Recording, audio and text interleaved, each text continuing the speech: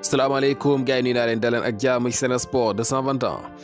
Sénégal qualifié na ci li nga xamante ni mooy CHAN boobu nga xam ne war nañu ko amal fële ca Algérie muy Coupe d'Afrique des Nations bi nga xam ne mu ngi ñaanal li nga xamante ne mooy équipe nationale locale yi ñoo koy football foofu la ca Algérie. Voilà Sénégal nag qualifié na ci tey ji gannaaw bi nga xamante dafa am ndam ci kaw Guinée ci li nga xamante ne mooy série tiro buté. Sénégal moo duroon Guinée ca matchu aller ba benn bal ci dara. Tey ji foofu la ca Bamako Guinée dal di dóor Sénégal benn bal ci dara ñu dem ci série tiro buté. Sénégal dal di gagné juróomi penalty ci ñett. Sénégal moo dugal juróom Guinée dal di dugal ñett kon Sénégal mooy qualifié ci loolu le mu nekk nag mbir moo xam ne dégg nga gëjoon na am Sénégal gëjoon na qualifié ci li nga xamante ni mooy compétition bi ni mel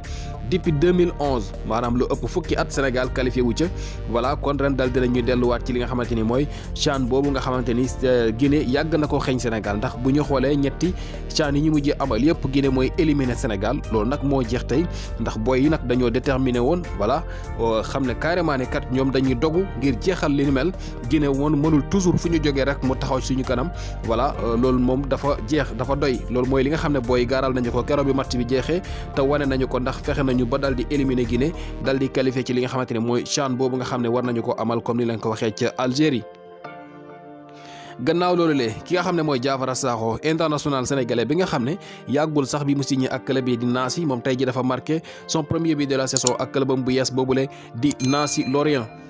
moom Diafara Sakho bi nga xam ne dégg nga diggante daaw ak ren mën nañu wax ne mu ngi woon wala diggante daaw jéeg ba daaw mu ngi woon fële nga xam ne mooy ca Djibouti ci benn club bu ñuy wax Arta Solar 7 fa la nekkoon depuis mu jógee li nga xamante ni mooy ci Europe te mu nekk koo xamante ni joueur la woon bu ñu yàggoon a ràññee ca France ci ligue rawatina Ligue 2 ba jamono yi muy nekk ci FC Metz nekkoon li nga xamante ni sax mooy meilleur joueur ci benn saison bi nga xam ne defoon na ko ci Ligue 2 ba Metz daal di monté ci li nga xamante ni mooy première division bi di Ligue 1 mu daal di fay jógee dem West Ham ci English Premier League bi daf fay jaloore yu am solo waaye nag ñu gis ne at yi passé yëpp depuis mu jógee fa ñëw Rennes bi mu jógee Rennes ba léegi daanaka jaar na Suisse jaar na ci yeneen i dëkk waaye daal demoon na ba nga xam ne daanaka moom Diafara Sakho déggatuñu ko woon ren ji nag la signé ak Nancy comme ni leen ko waxee yàggul dara. Voilà tey ji nag daal dinay joué marqué li nga xamante ne mooy biom bu njëkk ci victoire boo xam ne ñoom Nancy am nañu ko ñaari bal ci benn.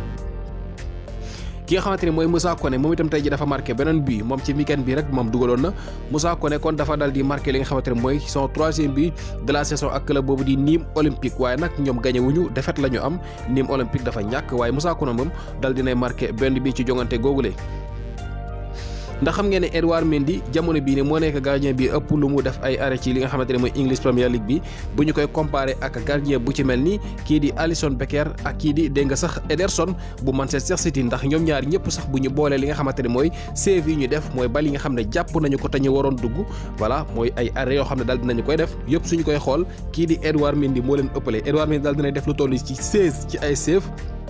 Voilà lu toll ci 16 ci ay save daal dina koy def waaye ki nga xamante ne mooy Ederson ak Alisson Becker ñoom ñaar yëpp suñ boolee li nga xam ne def nañu ko mu ngi toll ci 15 ki nga xam ne moo bind xibaar bi li mu bind carrément mooy Edouard Mendy dañu koo forcé Edouard Mendy daal forcé nañu ko ba mu ëppale gars yi ay save loolu nag soo ko jàngatee mooy xëy na Edouard Mendy gardien la boo xam ne mu ngi ci forme bu baax na trop donte mu ngi encaissé ay bi xëy na problème mu défense la ñu am. Voilà bu ñu jàngatee yëf yi ba ci biir a biir voilà. kon comme donte ne Chelsea am na lu toll ci ñaari défaite bu ñu xoolee ak match nul boo xamante ni am nañu ko bu yàggul dara ñu gis ne ñu ngi encaissé ay bii voilà duñu wax ne gardien bi baaxut ndax bu ñu xoolee bal yi nga xam ne séef na ko rek day wane ne Edouard Mendy baax na te it mu ngi ci forme. Voilà ndax bu ñu boolee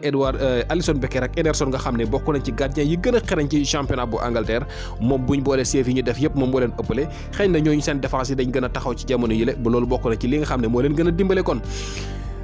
beneen équipe a ngi nii muy Cadiz gi nga xam ne fi mu ne jaaxal nañu bari Cadiz kat bu ñu bàyyi xel at yi passé moom da doon sonal bu baax a baax équipe yi gën a mag foofule ci